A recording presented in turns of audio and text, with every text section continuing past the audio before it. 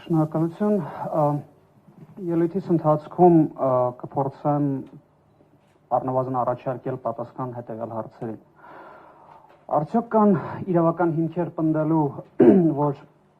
Հայաստանի եւ Ադրբեջանի սահմանը պետք է կրկնի խորհրդային վարչական սահմանները,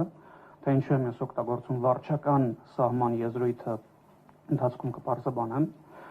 Արդյոք իրավական արժեք ունի միջազգայինորեն ճանաչված սահման եզրույթը ընդհանրապես, որը այսօր խիստ չարաշահված եզրույթ է հատկապես ԶԼՄՆ-ի կողմից, եւ ինչ հետևանքներ կարող է ունենալ խորհրդային սահմանների շարունակականության եւ միջազգային ճանաչված սահմանների վերաբերյալ հայտարարությունների պարբերական կրկնումը բարձրաստիճան պաշտոնատար անձանց կողմից։ Մինչ այս երեք հարցերին անդրադառնալը անհրաժեշտություն կա սկսել պատմությունից, որովհետև տարածքային վեճերը անխուսափելիորեն կապնվում են պատմության հետ։ Բոլոր այն մարդիկ, որոնք թերահավատ են վերաբերվում պատմական ասպեկտների անդրադարձին իրավական վեճերի համատեքստում,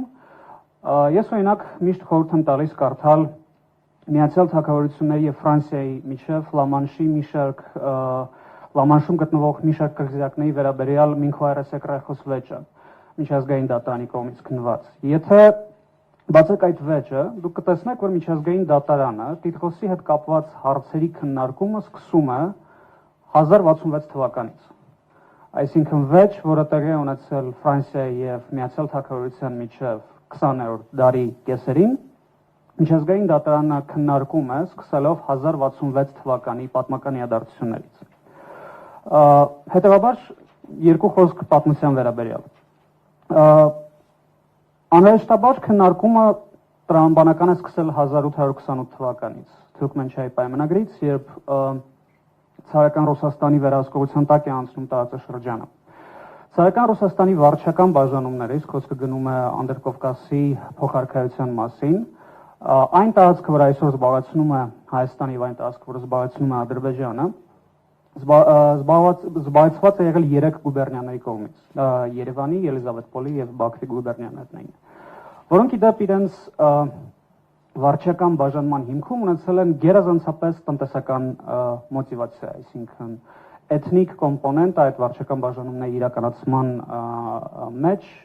ընդհանրապես որևիցե դերակատարություն չի խաղացել։ Արդյունքում Երևանի գուբերնիան գերազանցապես ունեցել է հայկական էթնիկ կոմպոնենտ, Բաքվի գուբերնիան գերազանցապես ունեցել է թաթարական էթնիկ կոմպոնենտ, իսկ Ելիզավետպոլի գուբերնիան ունեցել է խառը կոմպոնենտ։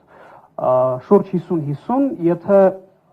վիճակագրությունն ենք նայում, մուսուլմանական կոմպոնենտը եղել է 50+, սակայն պետք է հասկանալ, որ մուսուլմանական կոմպոնենտը դա միայն կովկասական թաթարներից չի կազմված, այլ նաև քրդերից եւ այլ էթնիկ խմբերից, որի արդյունքում իրական էթնիկ կոմպոնենտը շատ դժվար է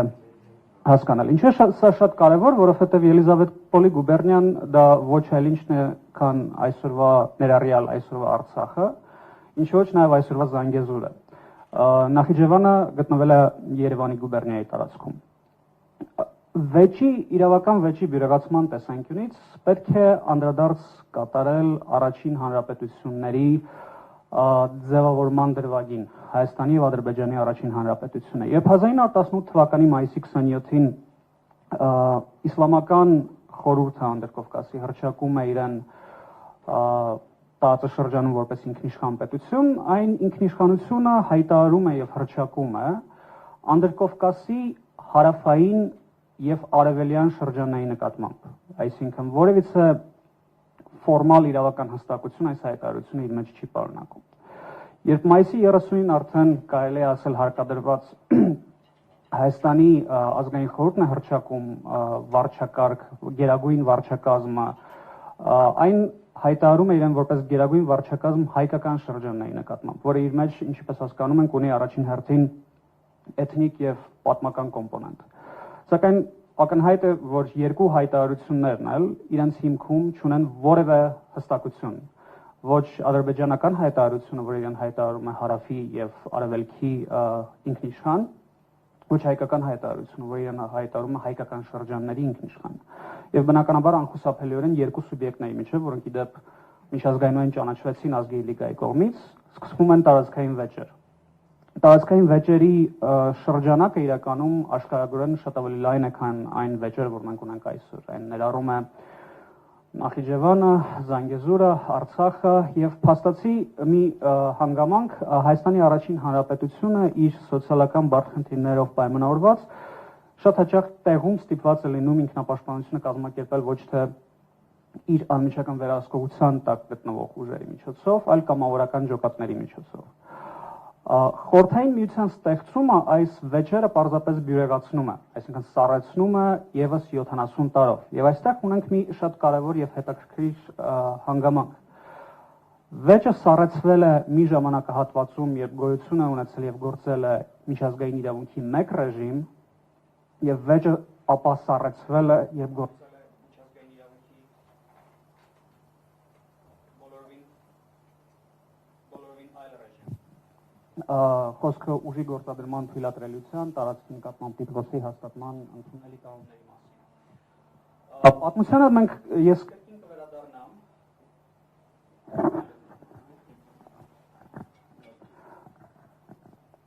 Պատմությանը ես կրկին կանդրադառնամ, հիմա փորձենք խոսել իրավական խնդիրների մասին։ Խորհրդային սահմանների շարունակականության պնդումը եղել է Ադրբեջանի իրավական արտաքին քաղաքականությունում իրավական գործիքակազմի հիմնական, այսպես ասած, հենասյուներից մեկը սկսած 2008 թվականից։ 2008 թվականին Ադրբեջանի կողմից միավորված ազգերի կազմակերպության գլխավոր ասամբլեայի շրջանակներում շրջանառվում է հուշագիր, որը պատրաստված է լինում անգլիացի փորձագետ Մալքոմ Շոյի կողմից, նույն մասնագետի, որը դեպ ներկայացնում է Ադրբեջանին մի շարք դատական գործընթացներում եվրոպական դատարանում, եւ հիմնական հենասյունը այս գաղափարության այն է, որ խորհրդային սահմանները, որոնք գոյություն են հաստատվել են խորհրդային միության ժամանակ, պետք է վերածվեն նորանկախ պետությունների միջազգայինորեն ճանաչված սահմանների։ Փորձենք հասկանալ, թե որտեղից է գալիս այս պնդումը եւ արդյոք այն հիմնավորված է իրավական տեսանկյունից։ Լատիներեն սկզբունքը անվանվում է կարճ անվանումն է uti possidetis, որը բխում է հռոմեական իրավունքից։ Կոնցեպտը մշակվել է ապագաղութացման համատեքստում, նախ եւ առաջ Լատինական Ամերիկայում։ Երբ 19-րդ դարի սկզբներին, 18-րդ դարի վերջերում Լատինական Ամերիկայում սկսվում է ապագաղութացման գործընթացը, Լատինական Ամերիկայի պետությունները փոխադարձ համաձայնությամբ որոշում են սառեցնել իրենց միջև գոյություն ունեցող հնարավոր տարածքային վեճերը արտաքին թշնամու դեմ պայքարը արդյունավետ դարձնելու համար։ Այսինքն փոխադարձ համաձայնությամբ լատինական պետությունները որոշում են, որ քանի որ շարունակում է պայքարը Իսպանիա եւ Պորտուգալիայի գաղութահար իշխանության դեմ, ներպետական, միջպետական տարածքային վեճերը պարզապես սառեցվում են։ Նույն սկզբունքը կրկին ապագաղութացման համատեքստում այնուհետև կիրառվում է Աֆրիկայում, կրկին բոլոր պետությունների փոխադարձ համաձայնությամբ, հա, այսինքն եթե մենք նայենք Աֆրիկայի միության հիմնադիր փաստաթղթերին, Աֆրիկայի միության հիմնադիր փաստաթղթերը վկայակոչում են գաղութային ժամանակաշրջանի սահմանների շարունակականությունը, դրանց վերածումը միջազգային սահմանների, կրկին շատ կարևոր է շեշտել բոլոր կողմերի փոխադարձ համաձայնությամբ։ Այսինքն ինչն է այստեղ շատ կարևոր։ Սահմանների շարունակականության սկզբունքը, որը ըստ Ադրբեջանի պետք է պարտադրվի նաև Հայաստանի վրա, չի կարող գործել առանց բոլոր մասնակից սուբյեկտների փոխադարձ համաձայնության։ Այստեղ շատ կարևոր է մի հանգամանք։ Ադրբեջանի կողմի պնդմամբ, ադրբեջանական պնդմամբ Հայաստանի Հանրապետությունը ընդունել է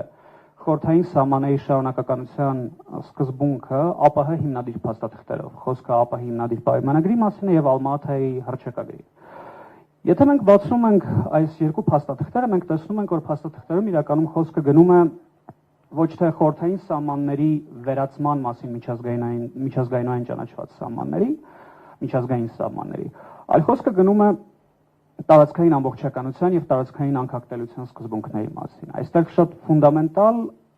միգուցե դժվար ըմբռնելի, բայց էական տարբերություն կա։ Տարածքային ամբողջականության սկզբունքը սկսում է գործել այն ժամանակ, երբ տարածքի նկատմամբ տիտղոսը համարվում է ճանաչված եւ հաստատված։ Այսինքն այն պահից, երբ միջազգայինորեն ճանաչվում է, որևէ սուբյեկտի տիտղոսը որևէ տարածքի նկատմամբ տարածքային ամբողջականության սկզբունքը սկսում է գործել եւ պաշտպանում է այդ սուբյեկտի տարածքը արտաքին վտանգներից։ Շատ կարևոր ընդգծել արտաքին, այլ ոչ թե ներքին,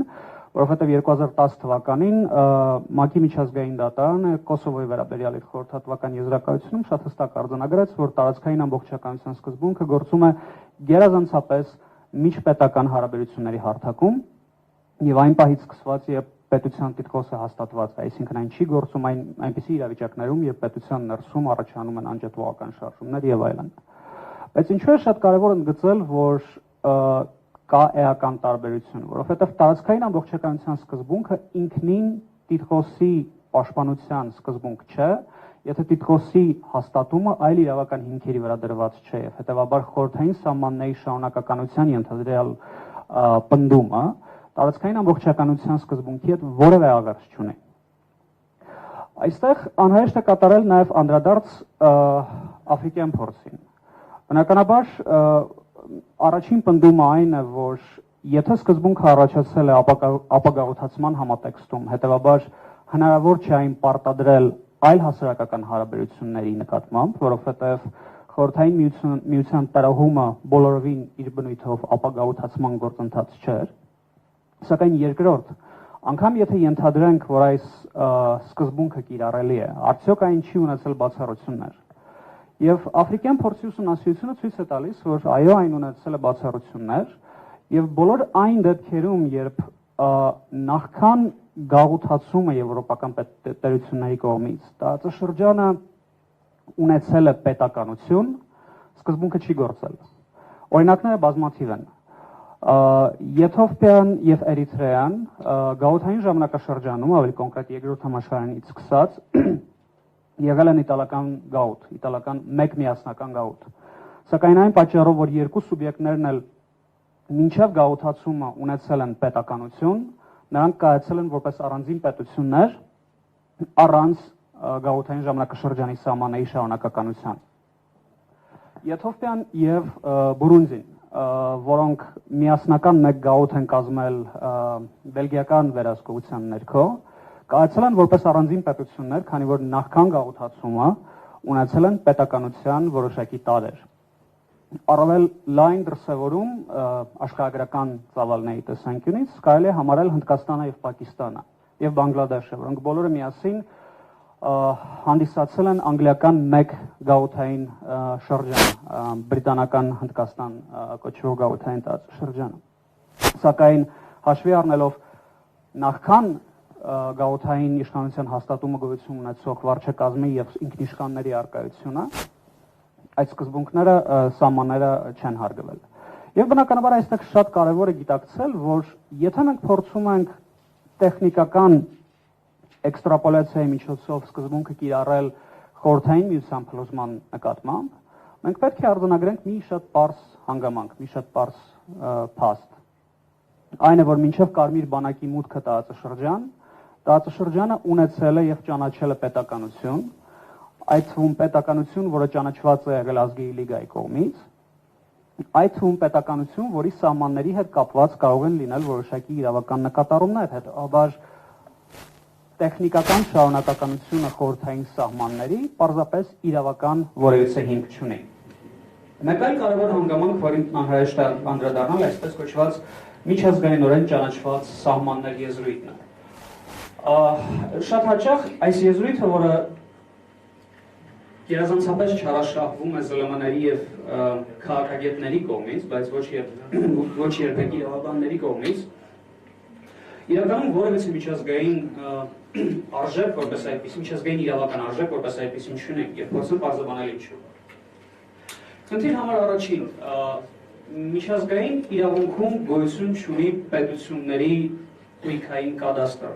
այսինքն երբ պետությունները անդամակցում են որևէ միջազգային կառույցի, ընդհանրենք միավորված ազգերի կազմակերպության, այդ միջազգային կառույցները չեն հաստատում պետությունների գոյություն ունեցող սահմանները, եւ հետեւաբար պետությունները կարող են ունենալ միջազգայինորեն ճանաչված սահման միայն մեկ դեպքում, եւ այդ դեպքը փոխադարձ համաձայնությունն է։ Փոխադարձ համաձայնությունը միջազգային իրավունքում կարող է արտացոլվել մի քանի տարբերակով։ Պայմանագրի ստորագրում, Մասնագիտական հանձնաժողովի ստեղծում փոխադարձ համաձայնությամբ, որը կորոշի սահմանազատման դելիմիտացիայի եւ դեմարկացիայի հարցերը, կամ երրորդ տարբերակ փոխադարձ համաձայնությամբ խնդրի հանձնումը որևէ միջազգային դատականացյալին։ Հայաստանի Հանրապետության եւ Ադրբեջանի սահմանների դելիմիտացիայի եւ դեմարկացիայի շուրջ երբևիցե որևէ միջազգային գործընթաց երկկողմանի տեղի չի ունեցել։ Եվ սա նշանակում է, որ միջազգայինորեն ճանաչված սահման եզրույթը իրականում ոչ այլ ինչ է, քան որևէ արժեք չունեցող պնդում։ Շատ հաճախ այս եզրույթը օգտագործող անհատները փորձում են հողում կատարել անվտանգության խորհրդի 4 բանաձևերի վրա։ Շատ կարևոր է հասկանալ այս պարագայում անվտանգության խորհրդի մանդատի շրջանակները եւ ծավալները։ ՄԱԿ-ի անվտանգության խորհուրդը տարածքի նկատմամբ տիտղոս որոշող սուբյեկտ չի։ Եվ այդ իսկ պատճառով, երբ ՄԱԿ-ի անվտանգության խորհրդի բանաձևերում որևիցե սահման ընկալվում է կամ ըմբռնվում է որևիցե տարածք որպես Ադրբեջանի մաս, դա ոչ այլ ինչ է, քան պարզապես այդ բանաձևի օգտին ստորագրած 15 պետություններից, ավելի ճիշտ, եթե չեմ սխալվում, 13 պետությունների դիրքորոշում։ Եվ սա նշանակում է, որ այն զուտ միայն քաղաքական դիրքորոշում, այլ ոչ թե իրավական։ Հիմա փոքր ինչ խոսենք այն մասին, թե ինչ իրավական հետևանքներ կարող են ունենալ պաշտոնատար անձանց միակողմանի հայտարարությունները։ Ցավոք սրտի միջազգային իրավունքում պաշտոնատար անձանց եւ պետությունների միակողմանի հայտարարությունները ունենում են այո իրավական հետևանքներ։ Եվ այո, եթե պետությունը պարբերաբար մի քանի անգամ շարունակ ամենաբարձր մակարդակով հայտարարի, որ ինքը ընդունում է միջազգայինորեն ճանաչված սահմանները եւ չունենա անկալում այն, թե որոնք են այդ միջազգայինորեն ընդունված սահմանները, կամ անի հայտարարություն առայն, որ Սյունիքից ոչ մի սանտիմ չի զիջվել, այդ հայտարարությունները կարող են ունենալ իրավական հետևանքներ։ Եվ այդ հայտարարությունները իրականում անհապաղ շփման, մաքրագրման եւ շրջադարձման կարիք ունեն։ Դրանց որոշակի նշույլներ արդեն իսկ կարելի է ասել, առնվազն ես տեսել եմ մի շարք հարցազրույցների մակարդակում, սակայն դա բավարար չէ, այսինքն այստեղ պետք է շատ հստակ պետական պաշտոնական դիրքորոշում, իրար նույն մաքրագրման փորձ կարծեք թե արեց նաև արտաքին գործերի նախարարությունը, երբ դիմեց արձագանքեց մարդու իրավունքների պաշտպանի հարցմանը, ընդգծելով, որ դելիմիտացիայի եւ դեմարկացիայի գործընթաց չէ սա իրականում։ Ավարտեմ երկու խոսքով կրկին վերադառնալով պատմությանը։ Պատմական մի դրվագի, որը ցավոք սրտի մեր պատմագրության մեջ իրականում շատ հաճախ արհամարվում է։ Մենք շատ ենք սիրում Արցախի ճակատագրի վերաբերյալ ցանկացած դիսկուրս սկսել Կավբյուրոյի Չարաբաստիկ 1921 թվականի որոշմամբ։ Իմ անձնական կարծիքով որպես իրավաբանի այստեղ շատ ավելի կարևոր իրավական արժեք ունեցող մեկ այլ փաստաթուղթ կա, որը այսպես կոչված, որը 1919 թվականի օգոստոսի 15-ի Արցախի հայկական ազգային խորհրդի կողմից ստորագրված փաստաթուղթն է։ Նրանք, ովքեր տիրապետում են ժամանակաշրջանի պատմությանը, կիմանան, որ 1918-1919 թվականներին տեղական ինքնապաշտպանությունը կազմակերպած հայկական ազգային խորհուրդը ըստ էության հրաժարվում էր ընդունել ադրբեջանական իշխանությունը, իսկ միաժամանակ ադրբեջանական վարչակազմը պարտադրելու փորձ էր իրականացվում տարածաշրջանում գտնվող անգլիական ուժերի կողմից։ Ընդ որում այս տեսանկյունից կա դիվանագիտական նամակագրություն առաջին հանրապետության ներկայացուցիչների եւ անգլիական զինված ուժերի միջև, որտեղ անգլիացիները պնդում են, որ ադրբեջանական վարչակազմի ընդունումը պետք է իրականացվի միայն ժամանակավոր տեսանկյունից եւ բացառապես միայն հումանիտար նկատառումներից ելնելով, որովհետեւ ենթակառուցվածքների բացակայության պատճառով տարածաշրջանի ապահովումը տնտեսական հնարավոր չէր իրականացնել Երևանից եւ անգլիական զինված ուժերը պարզապես առաջարկում էին ընդունել ժամանակավոր վարչակազմը, որպիսի Բաքվից ստացվում էին անգլիական զորամիավորումները, նրանք կարողանային իրականացնել համապատասխան մատակարարման գործընթացը։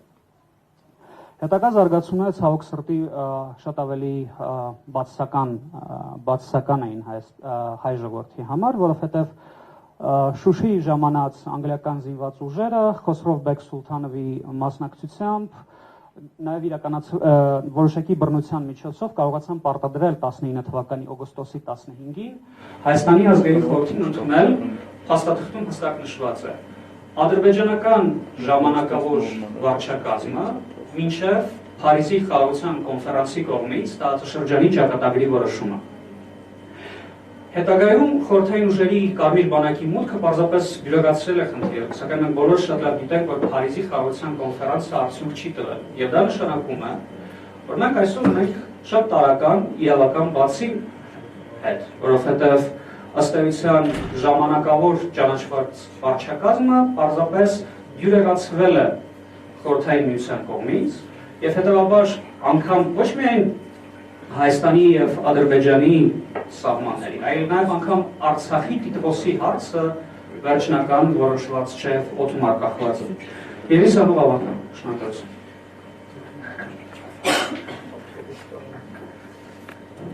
Շնորհակալություն, պարոն Գևորգյան։ Կարծես որ մենք ունենք